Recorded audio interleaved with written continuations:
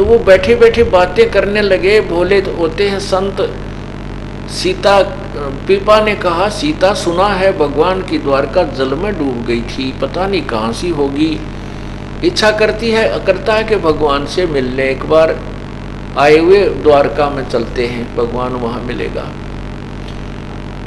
उनकी बात एक लफंडर सा पाली सुने था। वो बोला मैं बताऊं द्वारका किससे है, कहाँ इसमें ये यूं दिखा ना वो गंगा के बीच में दरिया में निशान बता दे वहां सी है। अच्छा, अब उनके देखते देखते दोनों आने डांक मार दी, अब चल भगवान से मिलाते। अब कहते हैं पूर्ण परमात्मा ने उसके लिए क्या लीला की कि वहां पर एक द्वारका रच दी उस जल में, दरिया उस जमुना के जल में, गंगा के जल में। और ऐसे ही वहां कृष्ण रूप धार के पूर्ण परमात्मा उस पीपा और सीता के साथ रहा, उनको खूब अच्छे भोजन करवाए हैं। और भाई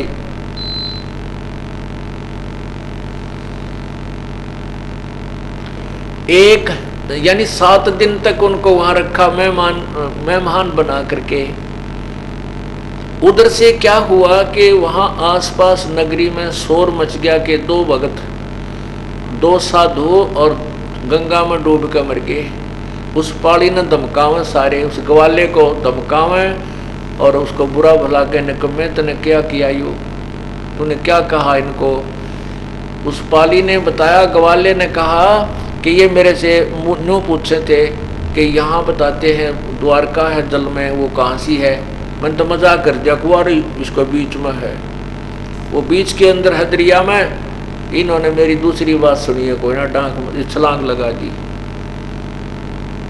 दो भक्त मर गए, 2 भक्त मर गए। दरिया का पानी था, उसमें लाश भी ना पावे, तेरा कित जावे।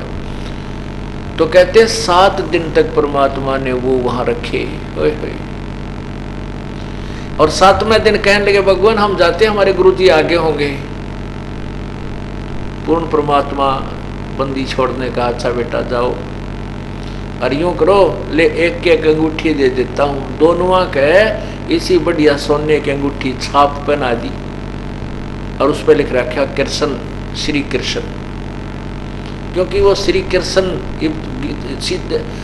माता तो ऊपर के श्री कृष्ण जी ने मान बैठे, क्योंकि अब पुराना रंग भी जल्दी से नहीं जाता, तो उस पर लिखा श्री कृष्ण। वो दोनों बार आए 7वें दिन, तो वहां आसपास के लोग देखे रहे आदमी, ये दोनों जिंदे आ गए, तो सारे भाग इकट्ठे हो गए। खेतों वाले कहने लगे आप मर गए थे। तो बोला मैम क्यों मरे, वो जो भगवान नहीं बचते, हम तो भगवान से मिलकर आए हैं, श्री कृष्ण जी की द्वारका में गए थे और वहाँ 7 दिन भगवान के साथ वहाँ ग्वाल बालों में खेल कर आए हैं। वो कहने लगे नहीं जस्ती, देखो भगवान ने हमारे को छाप दी है अंगूठी, दोनों पैर एक। अब पुण्यात्मा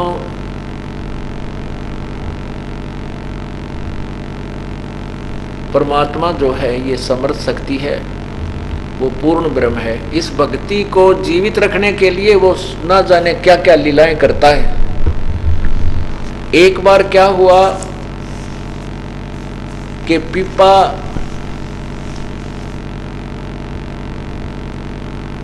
और सीता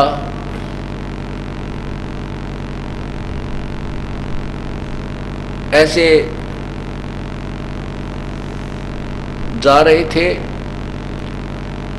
और जाते वो एक उसमें बैठ गए वृक्ष के नीचे।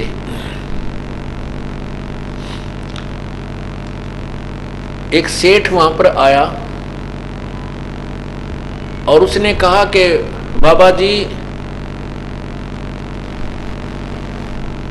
तेरे को भूख लगी होगी। कहाँ भाई, भूख तो लगी जाती है। तो उनको भोजन कराया, अच्छी तरह आहार करवाया। फिर कहने लगा कि इस औरत का तू क्या करेगा बाबा जी, ये दुखी हो रही तेरे साथ, इसको मेरे साथ भेज दे, मुझे दे दे। ने बोला ले जा भाई, तेरा भलाओ, मैं भी दुखी हो रहा हूँ, इस तरह ले जा। और सीता उसके गेल उठ कर चल पड़ी।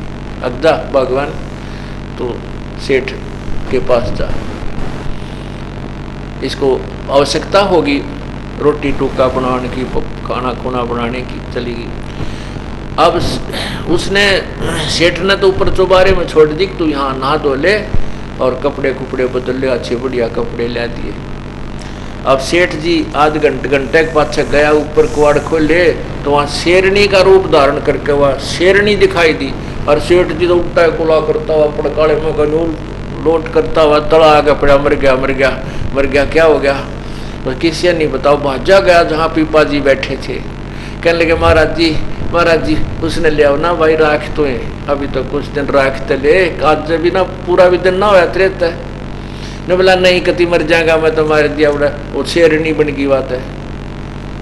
जब पीपा गया न बोला आजा भगवान, इसे बुद्धिहीन तो बहुत मिल लेंगे हमारे को। इस प्रकार पुण्यात्माओं परमात्मा के नाम पर लगने के बाद कुछ आपत्तियां भी आती हैं, परमात्मा उनकी मदद भी करता है। एक दिन क्या हुआ, पीपा जी जा रहे थे शहर में, एक मुसलमान के घर जन्म एक तेलन बैठी थी दुकान, वो अपने घर पे। अब बाहर मतलब कहीं मिल गई रास्ते में, और राजा और पीपा ने कहा कि बेटी राम राम बोल, राम राम। ने बोली क्योंकि मुसलमानों में कहते हैं कि राम नाम जब बोल रहे हैं जब कोई मर जा, वैसे राम नहीं कहते वो। तो मालन बोली कि राम राम क्यों बोलूं, हमारा कोई मर रहा है, तुम बोलो राम। ने बोला अच्छा राम राम कोई मरने के बाद बोला जाता है? कहाँ हमारे तो मर जाना कोई जब राम बोला करें। पीपा कहे तेरा कौन इसम, तेलन कहे तेरा कौन इसम, तेरा कौन धर्म है, तू मुझे राम राम कहने को बोल रहा है? पीपा बोला तेरा मरियो खसम। अक्चल राम तो बोल रहे तेरा खसम मर जाएगा, पति मर जाएगा। अब मालन घर पे आई, देखा तो तेली जो है अपने उस बैल के लिए घास को ठीक चारे को ठीक करे था, न्यार रोड़े था, चनों का घास सा था, उसको ऐसे करके उसमें तो वो मोटे मोटे लकड़ी से बाहर निकाल दिया करें उसको, भाई पशु को खाने में दुखी ना हो, ऐसे कर रहा था। तो उधर से संत ने कहा तेरा मरियो कसम, उड़े लो डिग गया, वो मर गया। अब पीपा और तेली मर गया, और जो ही उस तेलन ने आके घर पर देखा तो तेली मरा पड़ा। तो वो आसपास के लोग इकट्ठे हो गए और कहने लगे लाओ किताब बोलो इब राम राम। पीपा जी फिर पहुंच गए, अकमाई ले ही बोल तू राम राम। अरे पति मर गया तेरा, अब तो राम बोलेगी। तब पाया पड़ गए सारे, वो जितने भी परिवार के सदस्य थे, सारी कहानी बताई उसने जी, ऐसे ऐसे मेरे मुख से ये निकल गया कि तुम बोलो राम थारे मर जा, जब तुम बोलो हमारे कोई मर गया, जब हम तो तब बोलते हैं हमारा कोई मरा थोड़ा ही है। तो ये बोला ले तारा मरे जागा, तेरा पति मर जाओ। फिर तब बोलेगी भगवान का नाम तू। फिर पैर पकड़ लिए सारे उस कुल के लोगों ने, मालन ने, उस तेलन ने भी माफ़ी मांगी। तब परमात्मा ने वो पकड़ कर उस पीपा जी ने पकड़ कर बाजू और तेली खड़ा कर दिया, उठ भाई। तब उनको प्रचार समझाया कि भगवान के नाम में ये भिन्नता मत करो, राम कहो, अल्लाह कहो, साहेब कहो चाहे खुदा, और सर्व आत्माओं साहेब की वो ना ही कहो से जुदा। वो सब आत्माओं से एक परमात्मा की है। तुम ऐसी बाढ़ बना कर मत बैठो, हम राम नहीं कहें, हम अल्लाह नहीं कहें, नहीं, ये सब शक्ति बोधक शब्द हैं उसी परमात्मा के। तो पुण्यात्माओं, जब रामानंद जी थक गए और कहा कबीर प्रभु से कि प्रभु आप ही संभालो ये सारे साथ बात रहे, तब परमात्मा ने उस पीपा जी को भी, कबीर परमेश्वर ने पीपा जी को, रविदास जी को और मीराबाई को और भी बहुत से जो उनके उपदेशी थे जो उनको उपदेश दिया और उनका कल्याण किया। अब पुण्यात्माओं, साधना पूर्व जन्म की जो साधना थी, उस पिछले जन्म की कमाई से ही इतनी हिम्मत आती है कि दरिया में कूद जाना, अपनी पत्नी को किसी के साथ भेज देना। उनको विश्वास इतना दृढ़ बन जाता परमात्मा पे कि इसको आंच नहीं आ सकती, ये सत्य के ऊपर है और प्रभु हमारे साथ है। तो इतना दृढ़ विश्वास होना भी कोई बालकों का खेल नहीं है। ये भी पूर्व जन्म जन्मांतर के ना जाने कितने जन्मों की पुण्य कमाई आपके साथ होती है। लेकिन भविष्य में, वर्तमान में यदि कोई साधना ठीक नहीं मिलती है तो वो सब धरी की धराई रह जाती है और सब नरक के भागी बनते हैं।